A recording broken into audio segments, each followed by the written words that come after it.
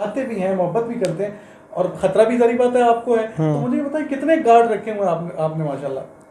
آپ خود بتا دینا انہیں. نہیں میں آپ چاہتا ہوں. میرے پاس کوئی سیکیورٹی گارڈ نہیں ہے. کسی نے حملہ کرنا ہے مجھ پہ, you are more than welcome.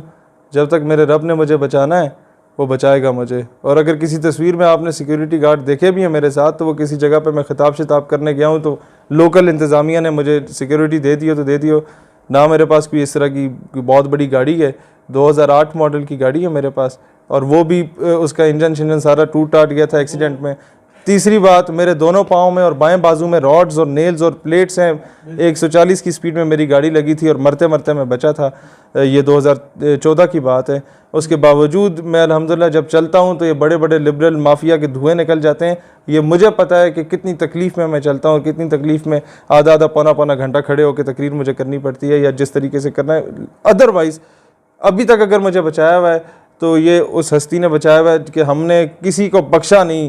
ملک دشمن عناصر کو, اسلام دشمن عناصر کو کبھی ہم نے نہیں بخشا. اس کے باوجود آج ہم آرام سے سکون سے جی رہے ہیں. کوئی سیکیورٹی کا کوئی انتظام نہیں, کوئی کچھ نہیں. انڈیا جو ہے ہماری ویڈیو چلا کے اسے تکلیف ہو رہی ہوتی ہے, قادیانیوں کو ہم سے تکلیف ہے, حکومت کے کچھ لوگوں کو ہم سے تکلیف ہے, اپوزیشن کے کچھ لوگوں کو ہم سے تکلیف ہے, یونیورسٹیز کے کچھ پروفیسرز کو ہم سے تکلیف ہے. یہ جو وہی میرا جسم میری مرضی ٹائپ کے آئیڈیالوجی رکھنے والے, نام نہ لیجئے گا ان کا. میں صرف یہی کہنا چاہوں گا کہ اللہ نے بچایا نا.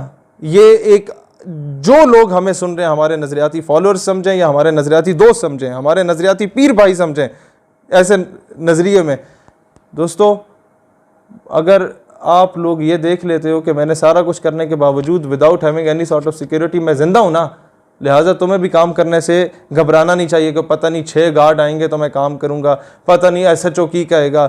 بھائی تمہارے مقام جو مقام ہے نا, اس کے آگے یہ لوکل افسروں کا کوئی مقام نہیں ہوگا. جب تم لوگ اس کاز کے لیے کام کرو گے پھر آٹومیٹکلی اللہ ان کے دلوں میں تمہارے لیے جگہ بنا دے گا, محبت قائم کر دے گا. اور دیکھنا, جن لوگوں سے تم گھبرایا کرتے تھے وہ لوگ تمہارے پیچھے پیچھے بھاگیں گے. یقین کریں, مجھے ابھی بھی یاد ہے, میں میٹرک میں تھا نا, تو 8ویں 9ویں میں نے تھوڑا تقریریں کرنا سیکھا. میٹرک میں تھا تو وہی گلے میں بوتل لٹکائی ہوتی تھی, وہ ممی ڈیڈی بچوں کی طرح, اور ریڈی والا بیگ لے کے آ رہا تھا اے پی ایس آرڈننس میں. تو میرے ساتھ والا ایک سیکشن ہوتا ہے, وہاں 3-4 صحیح دبنگ بدماش ٹائپ کے بچے ہوتے تھے. میرا دل ہوتا تھا ان سے جا کے سلام کروں, ان سے دوستی کروں. وہ لفٹ نہیں کراتے تھے اس وقت نا. میں نے کہا یار یہ عجیب سی بات ہے, ظاہر ہے اپنے ٹشن میں ہوتے تھے بچے. تو اس کے کوئی 6 مہینے بعد میں نے میٹرک کمپلیٹ جب کی اور فرسٹ ایئر میں گیا, میں نے ریلی کا اناؤنس کر دیا کہ جناب اب ہم نے کرنا ہے ایف جی سید کالج میں. جناب مجھ سے پہلے وہ جنہیں میں کہتا تھا کہ یہ مجھے سلام نہیں کرتے, مجھ سے ہاتھ نہیں ملاتے اور میں ان سے ملنا چاہتا ہوں, وہ مجھ سے پہلے جھنڈے لے کے وہاں موجود تھے. کیا تھا میری حیثیت اوقات مجھے پتا تھی جو میٹرک میں میری تھی, میں I was nothing. اب جو عزت ہے وہ اس نسبت کے ذریعے وہ عزت ملی ہے. لہٰذا میں تمام مولویوں کو بھی کہتا ہوں, پیروں کو بھی کہتا ہوں کہ عزتیں ساری جو ہیں وہ حضور علیہ الصلوۃ والسلام کے صدقے ملی ہیں. MNA MPA کو بھی کہتا ہوں, لہٰذا اگر اسے سمجھتے ہو کہ تمہاری اپنی عزت ہے تو یاد رکھنا پھر اللہ کبھی بھی تمہیں پٹخ کے زمین پہ مار سکتا ہے. لہٰذا جس نام پہ تمہیں عزتیں ملی ہیں, یہ لوگ تمہارے گوٹے گٹے چوم رہے ہوتے ہیں نا, جو تم لوگ صاحبزادے اور نوابزادے بن کے پھر رہے ہوتے ہو اور بڑی بڑی گاڑیوں میں پھر رہے ہوتے ہو, اور تمہارے آگے پیچھے چیلے چاپلوس تمہارے خلیفے پھر رہے ہوتے ہیں, یہ صرف اس وجہ سے کہ تمہارے باپ دادا میں سے کسی نے حضور علیہ الصلوۃ والسلام کی غلامی کی تھی.